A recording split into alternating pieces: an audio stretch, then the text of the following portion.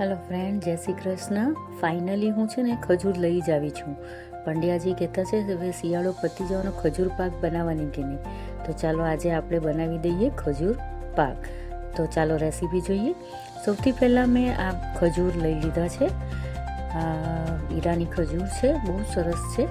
હવે એને આપણે સૌથી પહેલાં પાણીથી વોશ કરી નાખીશું, કારણ કે થોડી ઘણી ધૂળ એમાં પણ ચોટેલી હોય છે.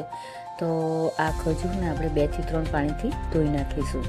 જો આ કેવી ગંદુ પાણી થઈ ગયું છે ખજૂર ધોતા. તો પહેલાં આપણે એને વોશ કરી લઈશું. વોશ કરીને પછી આપણે એમાંથી ઠળિયા અને એની આ છાલ કાઢી લઈશું. પાણીમાં ધોશું ને 2 થી 3 વાર, એટલે એટલું સરસ રીતે છાલ અને ઠળિયા બધું નીકળી જશે અને પોચું સરસ ખજૂર છે. તો આ ખજૂર રેડી કરી દીધું છે. ડ્રાય ફ્રૂટ્સ બત્રીસું બધું તૈયાર છે. હવે એક કઢાઈમાં આપણે લઈ લઈશું આ ખજૂર. 2 થી 3 મિનિટમાં જ ખજૂર પાકનું છે ને થઈ જાય છે. જો આ કેવું સરસ એક રસ થઈ ગયું છે. હવે એમાં આપણે એડ કરી દઈશું બત્રીસું અને જે ડ્રાય ફ્રૂટ્સ લીધા હતા તેનો પાવડર કરીને નાખી દેવાનું. થોડું અધકચરું નાખવાનું એટલે મૂળામાં એનો ટેસ્ટ લાગે. આ 1 ચમચી ઘી રેડી દેવાનું. હવે આ એક સ્ટીલની થાળીમાં મેં ઘીથી જ એને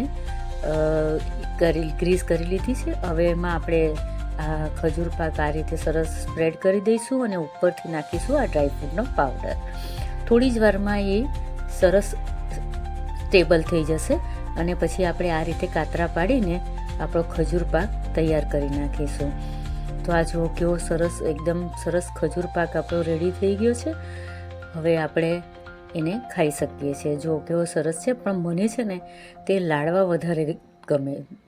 તો મેં હાથ પર થોડું ઘી લગાડીને આ રીતે પાકના ગોળ ગોળ ગોળા કરી દીધા છે. આ જુઓ સરસ ખજૂર પાકના લાડુ તૈયાર થઈ ગયા છે. રેસીપી તમને ગમી હોય તો લાઈક અને શેર જરૂરથી કરજો. સૌથી પહેલાં મેં આશુતોષને આ 1 ગ્લાસ દૂધ અને 1 લાડવો અને દૂધ શરીર માટે ખૂબ જ ઉપયોગી થશે. રોજ લેશો તો બહુ સારું. રેસીપી ગમી હોય તો લાઈક અને શેર કરજો.